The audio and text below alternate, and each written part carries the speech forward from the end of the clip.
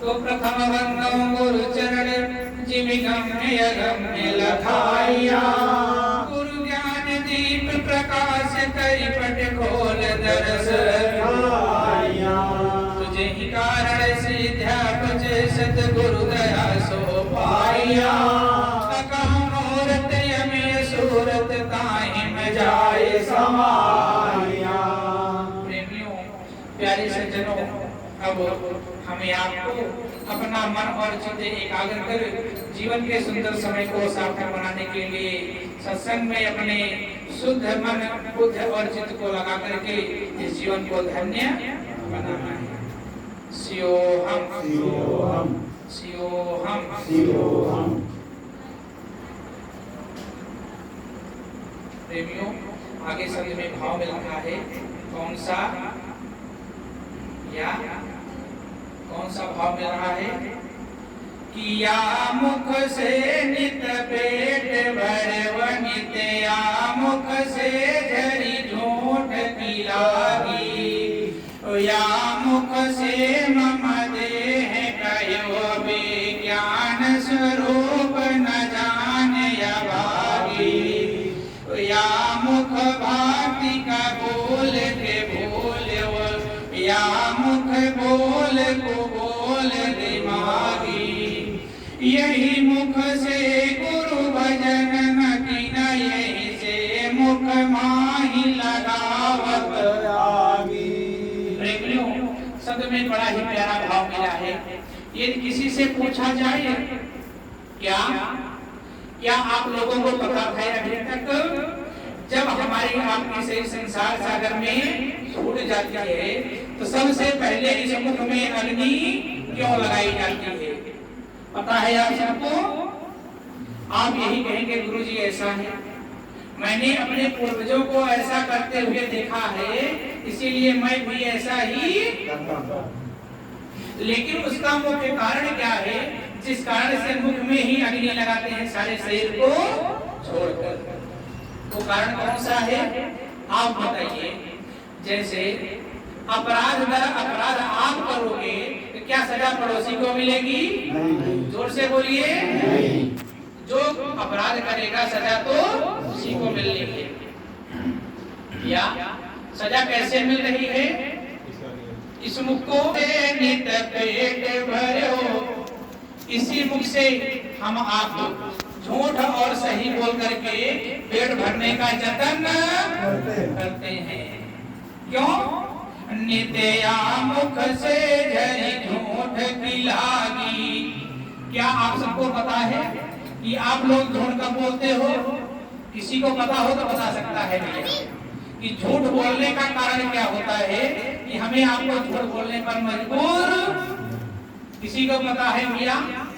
जिस प्राणी में जिस व्यक्ति में सत्य का सामना करने में सामर्थ्य नहीं होती है वही व्यक्ति झूठ रोटी वैशाली का सहारा लेता है।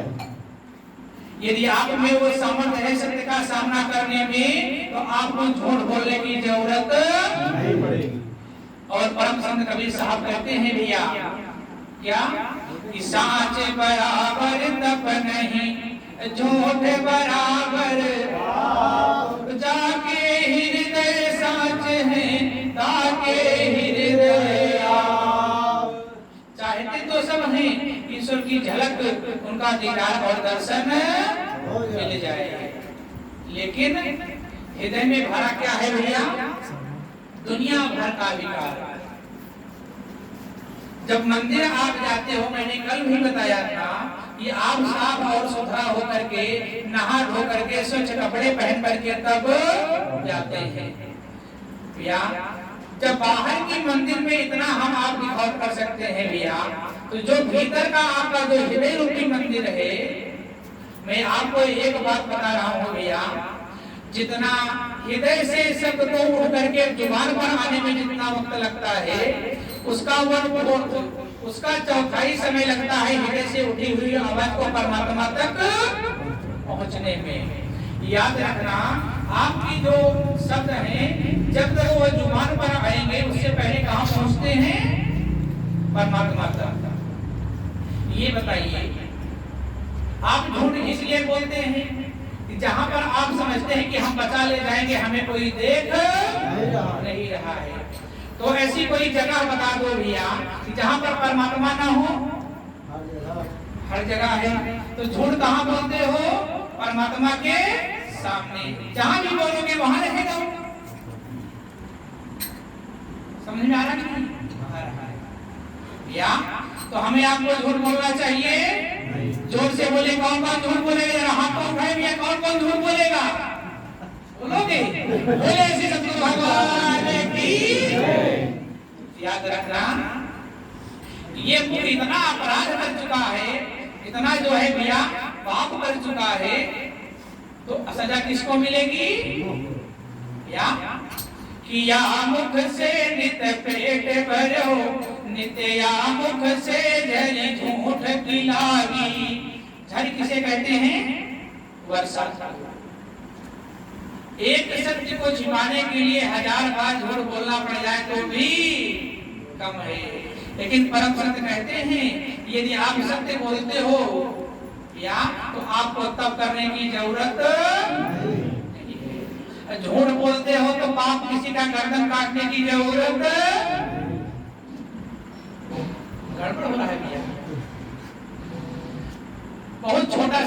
अंदर है भैया। अरे आप इतने असहाय कैसे हो सकते हैं भैया, इतने दुर्बल और निर्बल कैसे हो सकते हैं भैया। परमात्मा ने संपूर्ण विज्ञान से परिपूर्ण करके यह मानव जीवन तैयार किया। इतना सब कुछ देने के बाद में भी जिसने आपको हाथ दिया, पैर दिया, दिमाग दिया, बुद्धि दिया, अनेक प्रकार की कलाएं जीवन के अंदर में भर दिया, आप उसी से ही झूठ बोलते हो। क्यों? संसार में आपका झूठ आने से पहले वो झूठ कहाँ पहुंचता है? परमात्मा तक। याद रखना। तो इसीलिए और कहा क्या गया है भैया कि मधुर वचन है औषधि नहीं है, कटुक वचन है तीर, श्रवण द्वार हुई संचय साल सकल शरीर। यदि आप मीठा बोलते हैं या लेकिन कौन सा मीठा? झूठ रूपी मीठा नहीं। क्यों? अरे बोलत मधुर वचन जिमि मोरा, खाए महायज्ञ हृदय कठोरा। मोर जैसा मीठा बोलने की जरूरत नहीं है, क्योंकि मोर बोलता तो बड़ा मीठा है लेकिन खाता क्या है? विषधर से विषधर विषैले सांप का अपना निवाला बनाता है। तो ऐसे मीठा नहीं बोलना है। कैसे बोलना है कि कागा का को धन हरे, कोयल का को देय, मीठी वचन सुनाई के जगयापन करी। इस प्रकार से मीठा बोलना है दोनों एक रूप रंग की कलर के। कौवा देखा ही नहीं देखा, कोयल भी देखा होगा, दोनों एक रूप रंग के हैं ना। लेकिन एक अगर आपके दरवाजे पर बोलने लगे तो डंडा और रोड़ा फेंक कर उसको हवा पर उड़ा देंगे, हटा देंगे। और दूसरा जब बोलेगा तो उसकी आवाज पकड़ करके बोलते हैं जिससे कि वो और ज्यादा बोले, यदि सुनने में इतना आनंद आता है। ठीक इसी प्रकार भैया कितना समझाया जाए, यहाँ पर बुद्धिमानों की कमी नहीं है भैया। यहाँ पर पढ़े लिखे सक्षम लोग बैठे हैं, समझदार हैं भैया। अगर इनके बारे में अगर ऐसी बातें कही जाए तो थोड़ा सही कम बैठते हैं भैया। ये वो कितना अपराध कर रहा है, याद करना कि काहू न को कर सुख दुख दाता, निज कृत कर्म भोग सुन भ्राता। कोई किसी के कर्म को बांटने वाला नहीं है। क्यों? अगर जो अपराध करेगा, जो गलतियां करेगा, उसकी सजा उसे स्वयं ही मिलेगी। या क्यों? कि या मुख से नित पेट भरो, नित या मुख से झरी या। और एक मुसीबत और है इसमें, कौन सी? चलो झूठ से ही काम बन जाए तो भी ठीक है, उस झूठ को जीवन पर्यंत याद रखना है। जब कहीं भी कभी भी उस सत्य की बारी आएगी, हमें फिर से वही झूठ दोहराना पड़ेगा। यदि भूल में भी कहीं वहां सत्य प्रकट हो गया तो लाख बार झूठ बोलने पर भी पानी तो मुसीबत है कि नहीं भैया? एक तो झूठ बोला, वो गलत किया। दूसरी सबसे बड़ी बीमारी दिमाग के अंदर में हमेशा उसको रखना है, जब कभी उसकी बारी आएगी तो हमें दोबारा से फिर वही झूठ। तो बीमारी है कि नहीं भैया? फालतू का टेंशन क्यों लेने का भैया? अरे सही सही बोलना है भैया, बेधड़क बोलिए, जितना मर्जी उतना बोलिए, क्या दिक्कत है भैया? एक बार झूठ बोल करके अपने जीवन के लिए अपने मुसीबत मोल ले लिया, और आपके बनाई बनाई जो कर्म है, जो बड़ी बनाई आपकी जो भैया व्यवहार है, अगर एक बार वो झूठ कहीं प्रकट हो गया तो 40 साल की दोस्ती होगी भैया, टूटने में कितना टाइम लगेगा? 4 सेकंड भी नहीं लगेगा। कितनी बड़ी बीमारी पालने से भैया, ये सब असाध्य रोग हैं जिसको लग जाते हैं भैया, न घर का छोड़ते हैं और न। तो आप लोग घर पे पहुंचने वाले हैं कि घाट के? घाट पर पहुंचे हुए भैया, तो याद रखना कैसे क्या करना है। ये मुख में क्या कर रहे हैं हम आप? अरे या मुख से मम देह कहो विज्ञान स्वरूप न जाने भागी। इसी मुख से कहते हैं कि ये शरीर मेरा है। मैं आपसे पूछता हूँ कि आप लोग बताइए कि जैसे मकानी भिन्न है मृदुमय रुचिर मकान से, त्यों देह से तू भिन्न देहि बूझ सतगुरु ज्ञान से। अज्ञान की तू पीन सा सोचा नहीं निज धाम को, सच्चिदानंद स्वरूप तुम्हारा काया नहीं हो चाम की।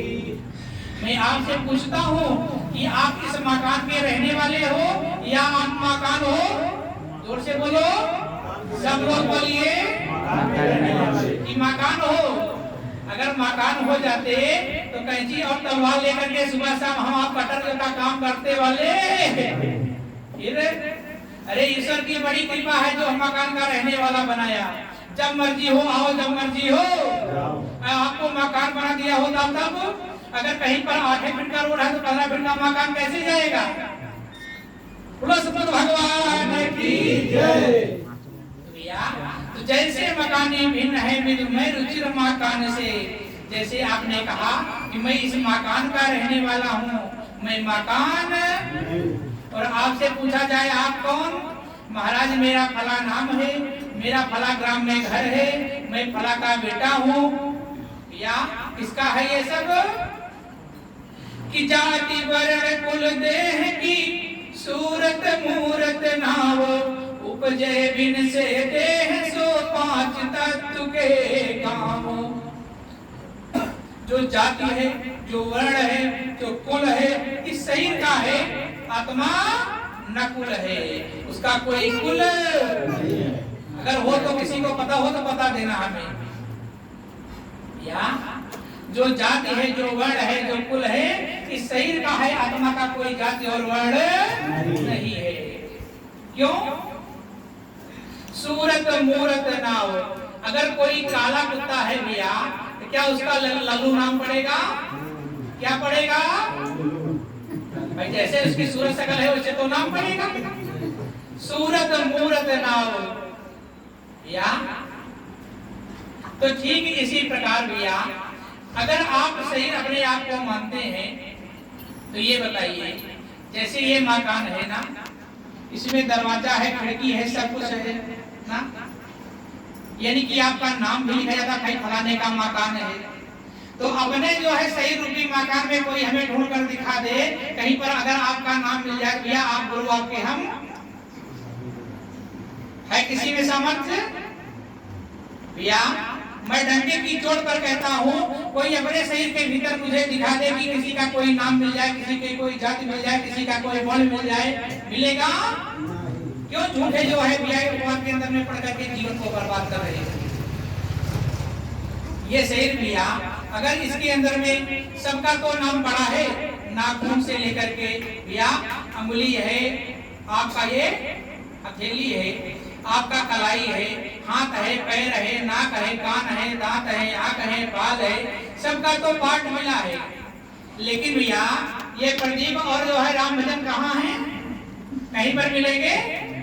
अगर कहीं पर मिल जाए तो हमें बता देना, भी कल रहेंगे हम भैया। यानी कि सबका तो अपना अपना भाग मिला हुआ है, लेकिन तुम किस भाग में हो, तुम्हारा कौन सा भाग है तो बता दो। या जैसे ये मकान है, इस मकान में आप रहते हो, इसी प्रकार भैया इस सही रूपी मकान के अंदर में जीवात्मा रहती है। और जैसे यह मकान गिरेगा वैसे आपका ये सही रूपी मकान भी गिरता है। क्यों? जैसे इसमें मटेरियल लगा है वैसे इसमें भी मटेरियल, भाई इसमें ईंट है, सीमेंट है, मोरंग है, लोहा है नहीं भैया, तमाम मटेरियल लगा है। तो इस सही रूपी मकान में कौन सा मटेरियल लगा है? तो भाई खून का गारा भरा है ईंट जिसमें हड्डियां, चंद सांसों पर रुके हैं ये मिसाले आसमां। तो मौत की पुरजोत आंधी जब इसे टकराएगी, टूट कर सुंदर इमारत खाक में मिल जाएगी। खून ही गारा है, ईंट ही हड्डी है, मांस ऊपर का चमड़ा चूना से होता गया है। जैसे आपके पड़ोस के सारे मकान एक कलर के नहीं है, यहाँ पर बैठे हुए सारे मकान एक कलर के, सब में डिफरेंट आएगा। याद रखना, जैसे अगर सफाई ना किया जाए तो आपके छत पर बरसात में घास उगती है कि नहीं? नहीं उगती? सब लोग बोलो ना। तो आपके छत पर घास है कि नहीं? है ना। दरवाजा खिड़की इसमें लगा रखा है, तो क्या इसमें दरवाजा खिड़की नहीं दिख रहे हैं? जैसे इसमें टॉयलेट बाथरूम होता है तो उसका पानी सीवर में निकलता है कि नहीं? तो इसकी गंदगी बाहर निकालने के लिए नालियां बनी है कि नहीं? ये शरीर मैले का फैला है भैया कि हाड़ मास मज्जा में चर्म से लपेटी हुई मलमूत्र पूर्ण दुर्गंध भरी काया है। काला गोरा सांवला अनेक रूप दिखत है, कभी बाल कभी तरुण कभी वृद्ध रूप छाया है। कभी गर्भवास कभी विष में विलास करी, चिता पर निवास करी धूल में मिलाया है। पर कहीं गीतानंद ऐसे क्षण भंगुर काया को अपना स्वरूप कहत लाज नहीं। अरे किस एंगल से आप बुद्धिमान हो ये हमें बता दो। आप पढ़ाई से लिखाई से समझदारी से किस एंगल से बुद्धिमान लगते हो भैया? हाड़ मास मज्जा में चर्म से लपेटी हुई मल मूत्र पूर्ण दुर्गंध भरी। आप ये बताइए, अगर आपने अपने मकान में चीनी भर रखा है तो क्या बाहर इसमें से नमक निकलेगा? क्या निकलेगा? तो भैया इस सही रूपी मकान में जो भरा है वही तो बाहर आता है। नाक से क्या निकलता है? नाक। मुख से क्या निकलता है? कान से क्या निकलता है? अरे जो है इसके भीतर वही तो निकलेगा। आपने कैसे समझ लिया? ऊपर से डेंटिंग पेंटिंग कर देंगे भैया तो बड़ा सुंदर लगेंगे भैया। ये सारे जो चमक है भैया, इसको देखकर के संसार खुश हो सकता है, लेकिन परमात्मा के दरबार में जाने के लिए भीतर की सफाई जरूरी है। क्यों निर्मल मन जन सो मोहि भावा, मोहि कपट छल क्षेत्र न भावा। या ऊपर हम आप जो है भैया बहुत राम राम करते रहे, राम राम करते रहे, भीतर से कसाई का काम करते रहे भैया, तो भीतर जो बैठा है वो नहीं देख रहा क्या कर रहे हैं हम। अभी भैया थोड़े गधा खेत याद रखना भैया। या मुख से मम देह कहो विज्ञान स्वरूप न जाने अभागी। इसी मुख से कहते हैं कि ये शरीर मेरा है और उस परमात्मा रूपी परम तत्व को हम आप अभी तक जान क्यों? अरे जब बहुकाल करहु सत्संगा, तब कहूँ मिटई मोह भंगा। अब बड़े भाग सतगुरु मैं पायो, जीवन जन्म सुफल करी। ये बड़े भाग्य से मिलता है, ये सभी को प्राप्त होने वाला या याद रखना। और ये मुख क्या कर रहा है? या मुख भक्ति कबूल के भूलो। कब? जब माँ के पेड़ में उल्टा लटके हुए थे तो परमात्मा से कवलकार किया कि नहीं किया? क्या कि सरकार इससे आप हमें बाहर करिए, मैं बाहर चल करके अचल गुरु की भक्ति करूंगा ताकि बार बार ऐसे न मैं दोबारा। और कर क्या रहे हैं भैया? कितना समझाएं आपको महाराज का, आप कितना भी समझाइए लेकिन हमने न सुधरने की। सही माँ ना बोली है भैया, ज्यादा हो रहा है। भगवान की भैया। अरे सत्य से कब तक मुँह छिपाओगे? एक न एक दिन तो उसका सामना करना ही पड़ेगा और अपने किए हुए परिणाम का फल भोगने के लिए तैयार करो। या मुख भक्ति का बोल के भूले वो, या मुख बोल को बोल दिमागी। यानी कि कितना उल्टा और सीधा जितना बन पड़ा उतना ही बोला जा रहा है। क्यों? उस मूर्ख को पता है कि हम जो बोल रहे हैं वो इससे सुनने वाला यही उसकी सबसे बड़ी मूर्खता है भैया। क्योंकि हृदय में बैठा परमात्मा हृदय से शब्द उठ करके जुबान पर आने में जितना वक्त लगता है, इसका चौथाई समय लगता है उस आवाज को परमात्मा तक पहुंचने में। एक बार सब उठ गया, जुबान पर आए या ना आए, लेकिन वहां तक वो पहुंच जाता है। या जैसे आप मोबाइल उठाकर किसी को फोन करते हो, एक बार अगर बेल बज गई, यानी कि वहां से कहां से, जहां से इसका स्टेज होता है वहां से रिसीव हो गया, आप बेशक इसको काट दें लेकिन वहां पर पहुंच गया कि आपने कॉल, आप नहीं बच सकते हो। याद रखना, और यही कारण है या मुख से गुरु भजन न कीना, यही से मुख माहि लगावत। किसको किसको मुंह में आग लगवाना है? जोर से बोलो, सतगुरु भगवान की। अरे महेश बोले या भगवान महोदय यहाँ की नहीं मेरे भैया, अभी 10 मिनट के लिए बंद कर दिया जाए भैया तो कतरनी शुरू। जैसे यहाँ पर जो है जुबान नहीं खुल रही है, मुंह नहीं खुल रहा है भैया, अरे जब वहां पहुंचोगे तो कैसे खोलोगे भैया? तब वहां तो अकेले रहोगे, आपका कोई साथी संगाती भी तो भैया। और हमारी आपकी दशा कैसी है भैया? जैसे एक समय की बात है, एक नगर में या एक गांव में 5 पंचों ने मिलकर के एक धर्मशाला यानी मंदिर का निर्माण किया। अक्सर जैसे आपकी कॉलोनी है भैया, हर कॉलोनियों में कोई ना कोई मंदिर किसी ना किसी देव का जरूर होता है, और अकेले तो बन नहीं सकता वो या। तो 5 पंचों ने मिलकर के एक धर्मशाला यानी मंदिर का निर्माण किया। जब मंदिर का निर्माण हो गया तो पांचों पंच आपस में विचार करने लगे कि भाई ऐसा है, किसी को फैक्ट्री जाना है, किसी को कारखाने जाना है, किसी को माली का काम करना है, किसी को दुकान जाना है, किसी को विद्यालय में पढ़ाने जाना है, यानी कहने का सबका अपना अलग अलग काम है।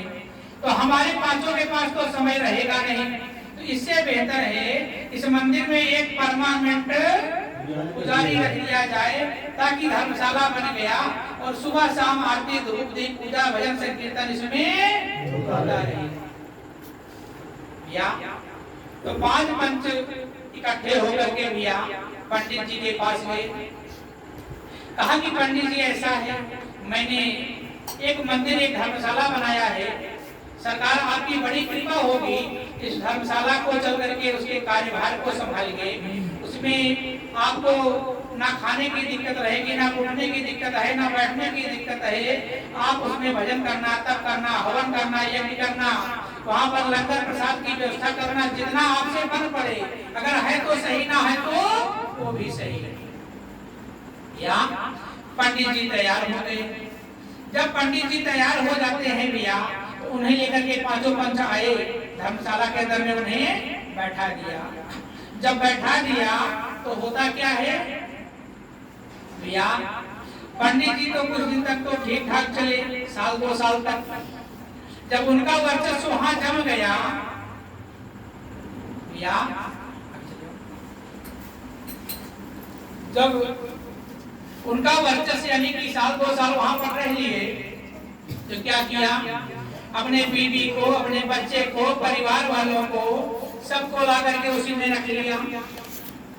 इसके पश्चात या कहीं ताश है, कहीं जुआ है, कहीं सट्टा है, क्योंकि ऐसे लोगों के पास ही वक्त और समय होता है, क्योंकि कोई काम धाम उनके पास होता नहीं। तो वही 4 खिलवा आकर के उसी के अंदर में बैठने उठने लगे और कहने लगे, और धीरे धीरे करके पंडित जी को भी उसमें आनंद आने लगा। और करते करते भैया काफी समय बीत गया, वक्त बीत गया भैया। जब पंचों को ये पता लगा, अरे पंडित जी तो धर्मशाला इस मंदिर को इतना सुंदर हम लोगों ने बनाया, और ये पंडित जा करके भैया उसमें कहीं मांस है, कहीं मदिरा है, ताश है, जुआ है, सट्टा है, दुनिया भर का दुष्कर्म कर रहा है। तो पांचों पंच इकट्ठा हुए और पंडित जी के पास पहुंच गए। कहा कि पंडित जी, मैंने ऐसी ऐसी बातें सुनी है, इसमें क्या सही क्या गलत आप ही बेहतर बता पाओगे। अरे कहा कि ये धर्मशाला हमारा है। पंडित जी ने कहा, ये धर्मशाला हमारा है, अरे जैसी मेरी मर्जी कहेगी मैं वैसे करूंगा। अरे तुम होते कौन रोकने वाले? आप लोगों ने बहुत सारा ऐसा सुना होगा प्रकरण। अब क्या हुआ, पांचों पंच पहुंच गए कहा भैया, जलगांव कोर्ट में, और पंडित जी के नाम मुकदमा कर दिया। जब पंडित जी के नाम मुकदमा कर दिया तो वहां से सम्मान आता है भैया। तो पंडित जी पेशी पर गए, जज साहब ने भैया श्रीमद् भागवत गीता आगे रखी, कहा कि पंडित जी इस पर हाथ रख करके शपथ लीजिए कि अब मैं अपने मुख से जो कुछ भी कहूंगा सत्य कहूंगा, इसके सिवा कुछ भी नहीं कहूंगा। तो पंडित जी ने श्रीमद् भागवत पर गीता पर हाथ रख करके शपथ ली कि सरकार मैं आपके सम्मुख जो कुछ भी कहूंगा सत्य कहूंगा, इसके सिवा या।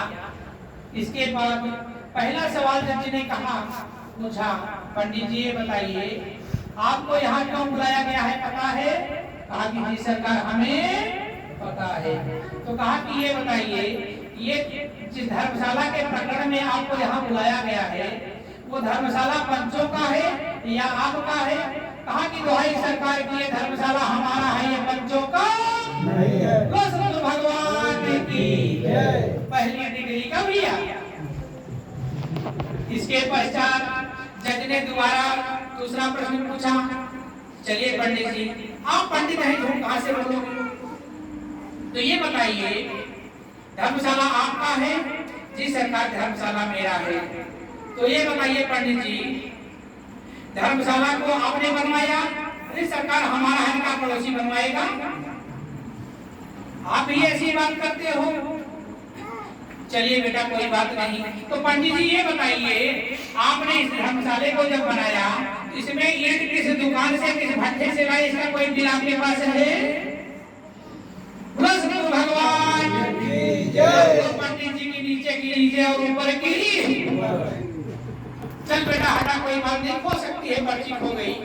ये बता सीमेंट और मोहर किस दुकान से लाया? उसका कोई बिल है तेरे पास? बिल कौन रह गए, छोड़। ये बता इसमें जो लोहा या सरिया लगा है किस दुकान से लाया, उसका कोई बिल है? अरे चल हटा सबको। ये तू बता दे इस मंदिर के निर्माण में जितनी सामग्री लगी है इसका कोई पर्चा, कोई बिल, कोई दुकानदार, कोई साक्षी, कोई गवाह तेरे पास है? भैया तब तो पंडित जी को मानो सांप सूंघ गया। नीचे की नीचे और ऊपर की। तो जज ने कहा इसको जेल में डाल दो, ये बाहर जाने के काबिल है। बोलिए ऐसी सतगुरु भगवान की जय। ठीक इसी प्रकार प्रेमियों याद रखना, पांच पंचों ने, कौन है पांच पंच? आग, माटी, पानी, हवा और आकाश। इन पांचों पंचों ने मिलकर के क्या किया है? इस सही रूपी धर्मशाला को तैयार किया है। ये धर्मशाला है कि ये धर्मशाला? भैया उस मंदिर में जाएंगे तो वो वहां धो करके पान गुटका सब जो है खुला करके जाएंगे। भैया इस मंदिर को कैसे बना रखा है आपने? महाराज ये तो डस्टबिन हो चुका है, जिसको कूड़ा दान कहते हैं। थोड़ा खराब लगता है सुनने में ना, जहां से जिसको कोई कमी लगे हमें पूछ सकते हो आप लोग। भैया उस मंदिर में जो हम आपने बनाया बड़ा नहा धो करके बड़ा जो है टिप टाप जाते हैं कि भगवान दे करके खुश हो जाए। और इस मंदिर को क्या करते हैं भैया?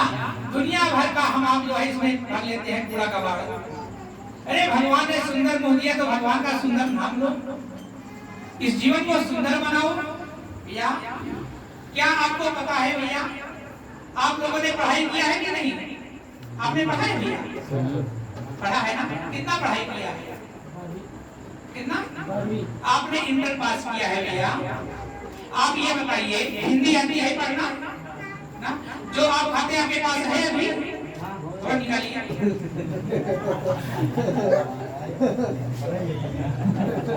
भैया आप इसको प्रोडक्ट को देख सकते हैं, इसका नाम क्या है? विमल। यानी कि विमल है और इसमें भरा क्या है? मल। नाम विमल है और भरा क्या है? मल। नाम क्या है आपका? सोनू। भैया तो ये बताइए ये जो पान मसाला आप खाते हैं इसको खाने से क्या मिलता है आपको? जिससे पूछा जाए वही बताएगा भैया क्या मिलता है इससे आपको? कुछ नहीं मिलता। अरे कुछ तो मिलता होगा। अरे हमारे सामने बताने में लाज आ रही होगी। अरे कुछ ना कुछ तो मिलता ही होगा। शर्म किस बात की? जब लाज छोड़ मुंह गावे तब फिर गावे भैया। जब लाज छोड़ करके मुंह खोलेंगे तभी तो सब बनेगा भैया बात। तो हमसे किस बात की शर्म भैया? ना आपको मेरा घर का रास्ता पता, ना हमें आपके घर का रास्ता पता है भैया। तो इसका नाम क्या है? खाने से इसको क्या होता है? अरे पढ़े लिखे हैं भैया, बोलने तो काहे नहीं भैया। थोड़ा हमें पढ़े लिखों से बात करने में आनंद ज्यादा आता है, अनपढ़ को समझाने में थोड़ा मेहनत ज्यादा लगती है भैया। इसका नाम है विमल और इसमें भरा क्या है? मल यानी गंदगी। या अपने कलेजे पर हाथ रख करके आज जाना तो रात को सो जाना और सवेरे कल यानी कि कल हम भैया के हाथ लेंगे राम रंग के यहाँ आकर बताना गुरुजी आपने सही कहा या गलत। हमें लग रहा है कि आपको दुख हो रहा है क्योंकि सबके सामने कहा जा रहा है, ठीक है, क्योंकि आपके दिमाग में जो चल रहा है भैया, क्योंकि हमारे पास माइंड रीडर भी है, क्या चल रहा है, क्या सोच रहे हैं, क्या मतलब दिमाग में हो रहा है, सब कुछ पता चल जाता है। नहीं तो कहिएगा मैं सवेरे लिख करके रख लूंगा सब और आकर के सवेरे आप बताइएगा पर्ची आपको मैं पकड़ा दूंगा, ठीक है भैया। अभी थोड़े गधा खेलते रहे है भैया, सुधर जा काहे के लिए? अरे ये बचेगा तो आपके घर में प्रकाश आएगा, आपके बच्चे सीखेंगे। बुराई को बांटना चाहिए कि हटाना चाहिए? जोर से बोलो, कब हटाओगे इसको? अरे आपसे पूछ रहे हैं भैया, जिससे बात करूं वो बोले। भैया सोनू ये बताइए बुराई को कब से छोड़ोगे? कई बार पूछे लेकिन नहीं क्यों भैया? आज जैसे आपको पता चल जाए इस घर में जो है 4 सांप आज घुस गए हैं, क्या आप शांति से बैठोगे? आपको पता चल जाए 4 विषधर सांप जो है इस मकान के अंदर घुस गए हैं, तो आप मकान में बैठोगे शांति से? अरे इतना विकार भैया, आपने पढ़ाई किया लिखाई किया, आप ये बताइए किस क्लास में पढ़ाया गया इसको खाने से बुद्धि बढ़ती है, इसको खाने से सेहत बनती है, इसका खाने से परिवार में शांति आती है। अब ज्यादा का समझाए भैया, आप बुद्धिमान हो। भगवान की भैया याद रखना, किसी एक की बात नहीं भैया, याद रखना यहाँ पर जितने बैठे मैं सबकी बात कर रहा हूँ ना, क्योंकि पढ़े लिखे मूर्खों की दुनिया में कमी नहीं है भैया, याद रखना। तो कब हमारे आपके अंदर में सफाई होगी कि गुरु धोबी शिष्य का बड़ा साबुन सिरजनहार, सुरति शिला पर धोइए तब निकले ज्योति। जब गुरु रूपी धोबी मिलेंगे भैया और शिष्य कपड़ा जैसा बनेगा। अभी आप कह रहे थे छूट नहीं रहा है ना, कैसे छूटेगा? ये उसी दिन छूट जाएगा जिस दिन तुम शरण में आ जाओगे, क्योंकि इतना पटा कर धोया जाता है भैया, जितनी मैल है वो सारी बाहर हो जाती है। और हमारा काम क्या है भैया? सुबह से शाम तक यही काम है हमारा भैया। तो इसीलिए जब पंडित जी भैया इसी प्रकार जो आपकी सही रहे, जो आपकी सही रहे, आग माटी पानी हवा और आकाश रूपी पंचों ने इस सही रूपी धर्मशाला को तैयार कर दिया। जब ये सही रूपी धर्मशाला तैयार हो गया तो हुआ क्या भैया? पहले शरीर बनता है, पहले जीवात्मा आती है मां के पिंड में, पहले शरीर बनता है। अरे पहले घर बनेगा तब तो रहने वाला आएगा भैया। जब ये शरीर का पीड़ा जो है बनकर तैयार हुआ भैया, तो पांचों पंचों ने आह्वान किया प्रभु से, सरकार इसका जो है सुरक्षा करने वाला, देखभाल करने वाला तो कोई दे दो। तो क्या किया परमात्मा ने? इस जीवात्मा रूपी पंडित को इस शरीर में भेज दिया। क्यों भेजा? तो गुरु की भक्ति करना, भगवान का भजन करना, जप करना, तप करना भैया। लेकिन जब तक माँ के गर्भ में था तो ठीक था, जैसे बाहर आया कुछ समझदारी आई, ये शरीर मेरा है, घर मेरा है, परिवार मेरा है, फलाने हमारे हैं, धमाके क्या कहा जाए, कितना गिनाया जाए भैया। भैया सारा खेल हमारा आपका बिगड़ गया भैया। जब सारा खेल बिगड़ गया तब जब इस जो है शरीर के अंदर में पान है, गुटखा है, तंबाकू है, सुपारी है, जितनी बुराइयां हैं भैया, ये सब बुरा मत मानना, क्योंकि बुरा को बुरा कहने में हमें कोई संकोच और शर्म नहीं है भैया। किसी और को होता होगा लेकिन हमें नहीं होता है। तो हुआ क्या? जब इस शरीर के अंदर में जब हमने सुनी संभाला, कहीं ताश है, कहीं जुआ है, कहीं सट्टा है, दुनिया भर का दुष्कर्म जो है हमने इस शरीर के अंदर में भरना शुरू कर दिया। तो बोलिए इसके अंदर में जो भैया भगवान बैठा है वो प्रसन्न होगा कि नाराज? नाराज होगा ना। तो भगवान को हमें आपको खुश करना है कि नाराज? कौन खुश करेगा? हाथ तो भाई कौन खुश करेगा? वाह भाई, भगवान की जय। जब जागो तभी सवेरा। जब ऐसे ही हमारा आपका जीवन व्यतीत होने लगा। भैया जब जीवात्मा ने इसका विरोध किया, पांचों पंचों ने विरोध किया कि हे जीवात्मा रूपी पंडित, तो गुरु की भक्ति कर, भगवान का भजन कर, तेरे आत्मा को शांति मिल जाएगी, मानव जीवन धन्य हो जाएगा और यह आत्मा परमात्मा में मिल जाएगी, यानी जहाँ से आई है फिर वहीं पर पहुंच जाएगी। लेकिन जीवात्मा ने किसी की एक सुनी। जैसे अभी आपने कहा ना, महाराज बहुत प्रयास किया लेकिन छूटता क्यों? छूटेगा उसी दिन। जैसे आपसे जिसका व्यवहार प्रेम हो भैया, और उसके पास आप जाइए और पहुंचते ही आपके कनपटे पर दो हाथ लगाए बिना पूछे बिना मतलब के, तो उससे आपका व्यवहार बना रहेगा कि टूट जाएगा? क्यों? ये तो जल्दी समझ में आ गया। जब तक किसी वस्तु से आपको नफरत नहीं होगी तब तक आपसे वो छूटेगा। अरे अभी से नफरत कर लो, अभी छूट जाएगा। लेकिन जब तक नफरत नहीं होगी बुराइयों से तब तक बुराई आपका पीछा छोड़ने वाली या। तो हुआ क्या, जब ये भैया जीवात्मा गुरु की भक्ति किया ना, भगवान का भजन किया, तो क्या किया? पांचों पंचों ने यानी आग, माटी, पानी और हवा और आकाश ने जाकर के भगवान रूपी जो है भैया जज में इसके नाम जीवात्मा रूपी पंडित के नाम मुकदमा कर दिया। तो सम्मान लेकर के कौन आते हैं पता है? जो कभी खाली हाथ जाते या कि मेरी न मानो जमराज तो मनाएगा, तेरा कर्म दंड तुझे मार कर भुगाएगा, घोर नरक बिच तुझ सहना पड़ेगा, रे मन मुसाफिर निकलना पड़ेगा, आया टूटी खाली करना पड़ेगा। हमारी मत मानिए, कोई हम अपने आप को बनाने का ठेका नहीं लिया है। अरे जमराज तो आपको ऐसे बनाएंगे भैया कि एक बार कहने से सारी बात जल्दी से समझ में आ जाएगी। क्यों? जैसे देवता होते हैं वैसे वहां पर पूजा भैया। अगर बुराई के देवता है भैया तो बुराई से ही उनको समझाया जाएगा, अच्छाई से। अभी थोड़े गधा खेत भगवान जब जीवात्मा रूपी पंडित के नाम यमराज सम्मान लेकर के आते हैं तो यहाँ से जीवात्मा इस शरीर को छोड़ करके जाते हैं। जब वहां पर पहुंचे भगवान रूपी जज ने कहा कि बेटा ये बताओ,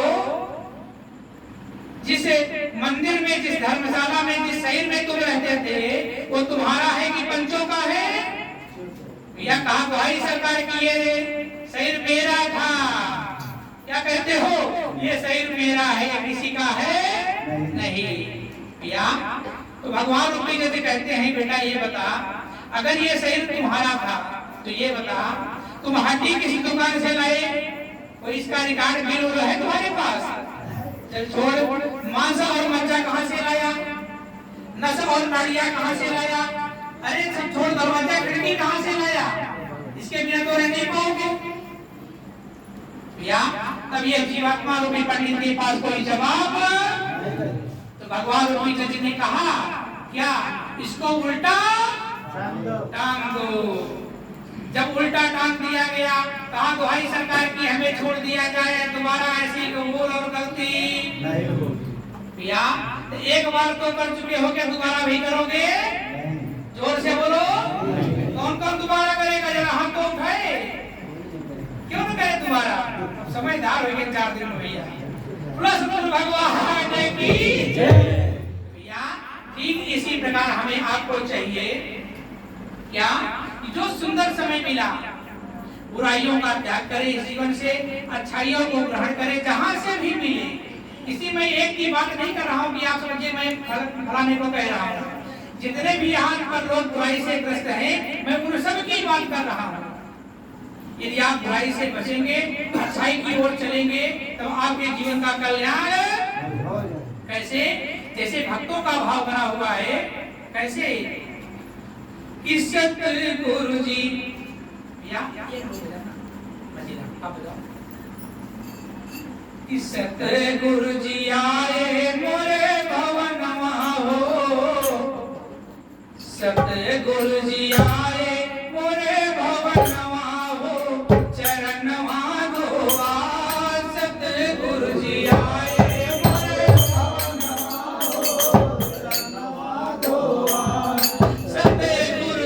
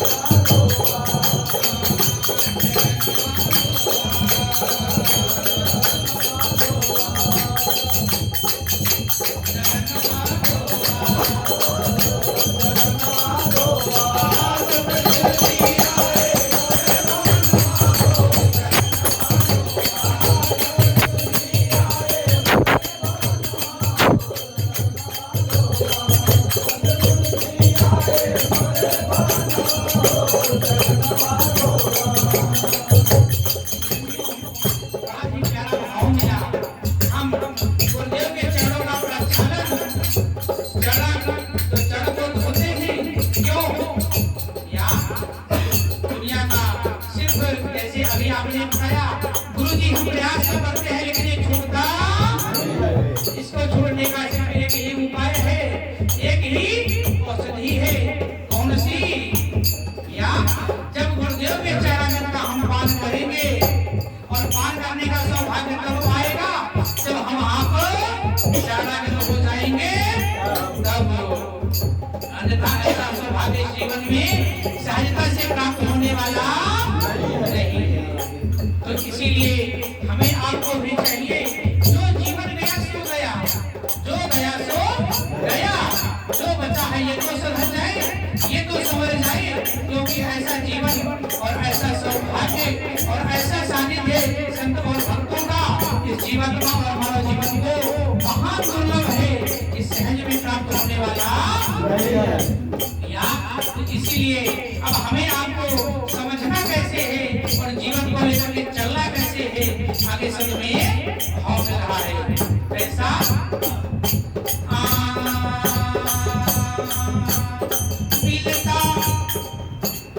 मिलता किस्मत से सत्संगा चंगा कैया मिलता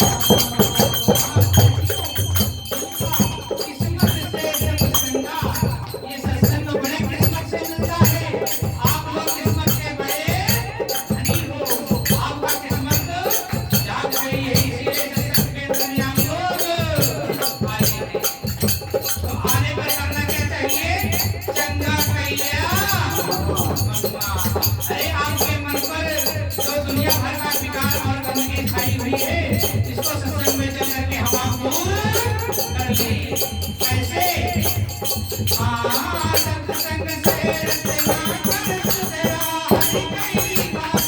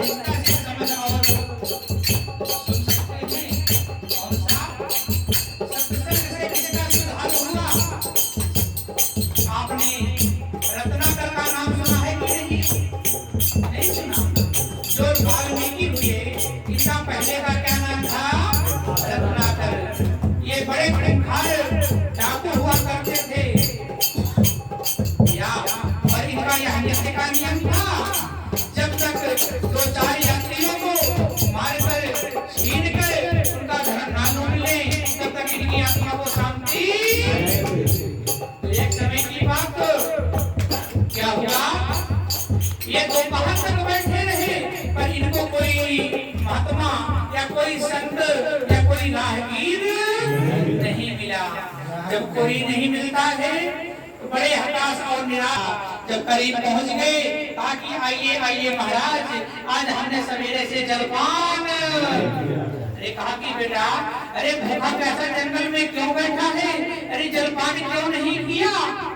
कहा कि सरकार ऐसा है, जब तक आप सबको लूट पाट करके सारा धन घर नहीं पहुंचा देंगे, तब तक मैं पानी पीने वाला।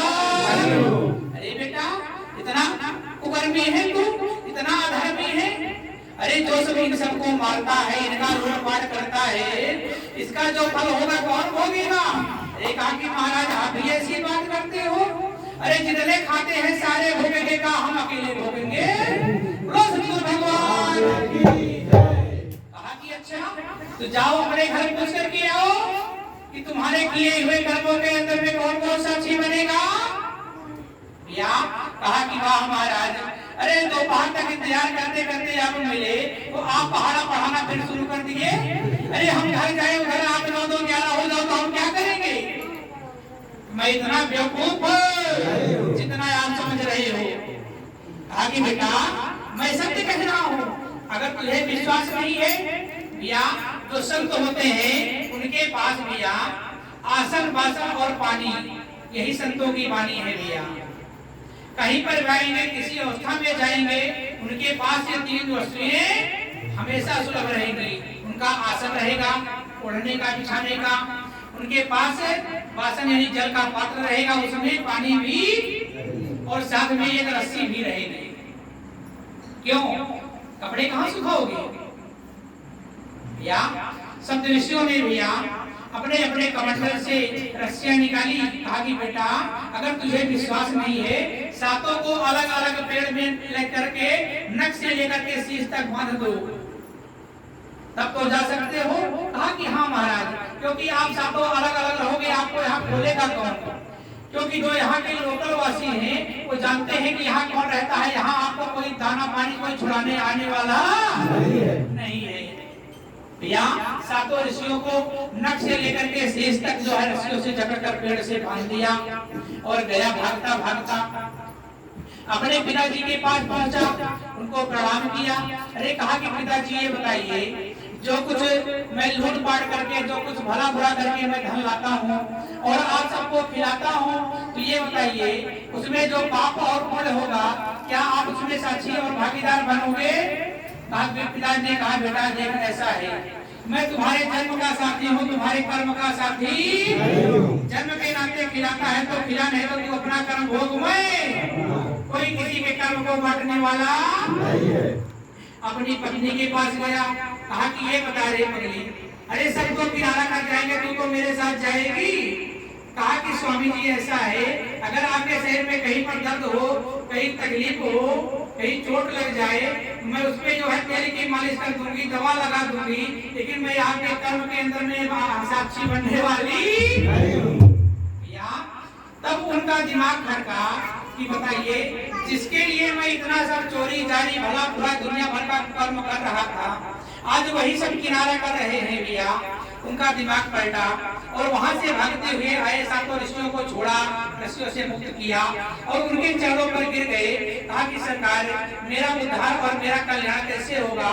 क्योंकि मैंने जीवन पर्यंत जीवों की हत्या की है, उन्हें सताया है, इसके सिवा जीवन में कुछ किया। कहा कि बेटा कुछ नहीं, जिस दिन जागो तो उसी दिन सवेरा है या। तो क्या किया, जब उन्हें राम नाम का मंत्र दिया भैया, तो जिंदगी भर जो मार काट किया है मुझसे क्या निकलेगा? जोर से बोलो, वो सब जानते हैं भैया। भैया तो आगे भाव क्या लिखा गया कि उल्टा नाम जपत जग जाना, वाल्मीकि भय ब्रह्म समाना। भैया संसार आज यही जानता है कि वाल्मीकि ने मरा जपा। भैया अरे ये बता दो, अगर राम राम कहने से जब कल्याण नहीं होता, मरा कहने से कैसे होगा? उल्टा नाम जपत जग जाना, वाल्मीकि भय ब्रह्म। उल्टा नाम क्या हुआ? सुरति फंसी संसार में, तासे पड़ेगा दूर। सूरत उलटे स्थिर करो, तब आठों पहर जोर। सप्तऋषियों ने क्या किया? रत्नाकर की जो ध्यान, जो सूरज, जो चित्त लगा हुआ था मारकाट में, उसको उल्टा किया, न कि राम का मरा कहा। या क्या उल्टा किया? जो संसार में उनकी सूरत जो अपची थी मारकाट में, उसको उलट करके उस ब्रह्म में लगाया, तब जाकर के उन्हें ब्रह्म का पद। या ऐसे इतना आसान नहीं, इतना आप लोग समझते हैं भैया।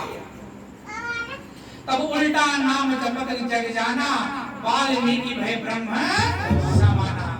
जब ऐसे कुकर्मी और अधर्मी सुधर सकते हैं भैया, तो क्या आप उनसे भी कह रहे हो? जोर से बोलो, जोर से। चिंता ना करा भैया, कल फिर मुलाकात हो गई। हाँ भैया, तुम्हें हमका हिम्मत ठीक ठाक दिखाना तो बाकी है जाए भैया। तो इसीलिए जब ऐसे लोग सुधर सकते हैं, तो बन के घूमा जी ने लफंगा चंगा या इससे सुंदर शोषण नहीं मिलेगा इस मन को चंगा करने के लिए। क्यों? अरे अंगुलिमल, अरे अंगुलिमल की सुन, अंगुलिमल की सुनो कहानी, रहा बड़ा उत्पाती। अंगुलिमल की सुनो कहानी, रहा बड़ा उत्पाती। अंगुलिमल की सुनो कहानी, रहा बड़ा उत्पाती।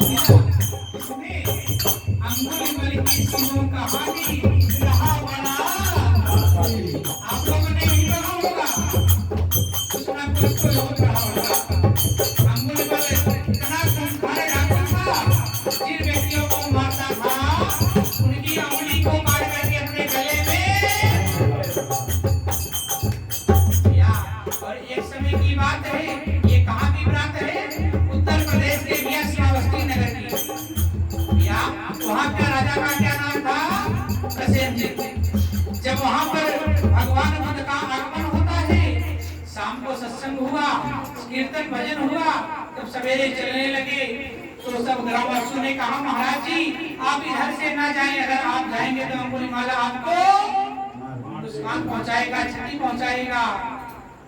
भैया आज भगवान बुद्ध ने कहा कि मैंने संसार में ऐसा कोई नहीं देखा भैया।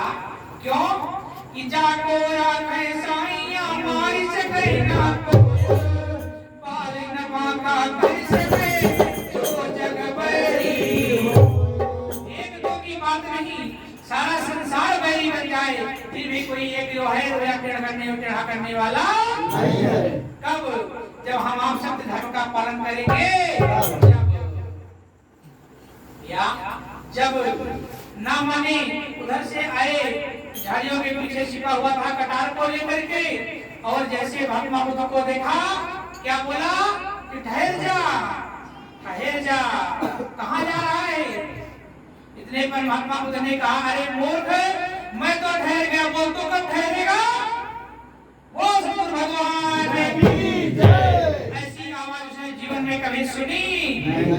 क्योंकि अंगुलीमाल के सामने आते ही लोगों के थर थर कांपने लगते थे।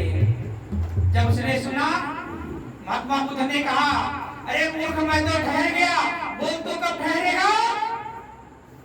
या अंगुलीमाल झाड़ियों के पीछे से बाहर आता है और भगवान बुद्ध से बोला क्यों रे ये बता, जब मैंने तुझसे बोला तू ठहर जा, तूने क्या बोला?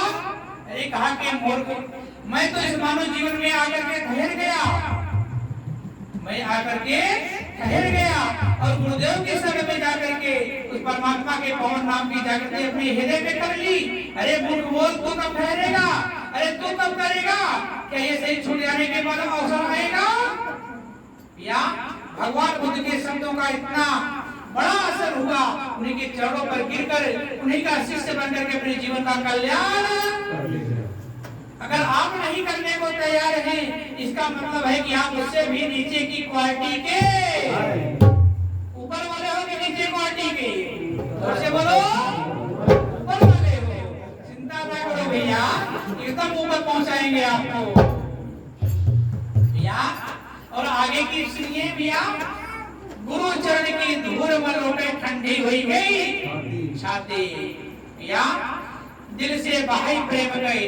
जहाँ ईर्ष्या नफरत की दुर्गंध आती थी भैया, आज वहाँ हृदय से प्रेम की गंगा का संचार हो रहा है। जब ऐसे सुधर सकते हैं भैया, तो हम आप क्यों नहीं? अगर हम आप चाहे तो इंसान से भगवान भी बन सकते हैं।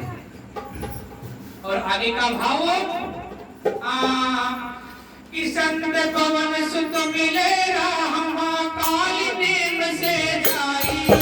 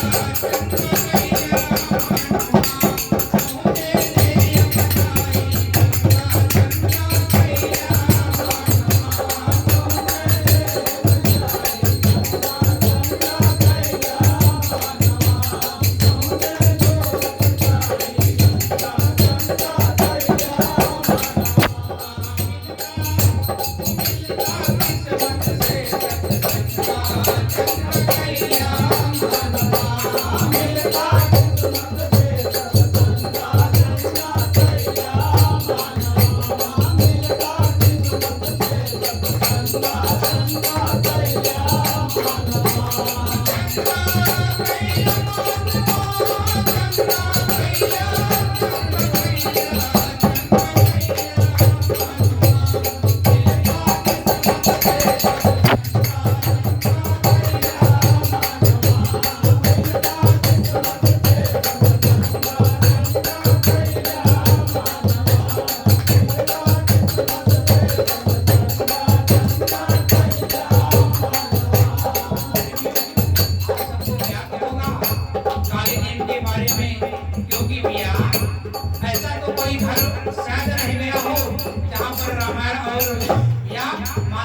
धन्ना होता हो, रामायण जैसा सीरियल बन करके आपके बीच में ना आया हो।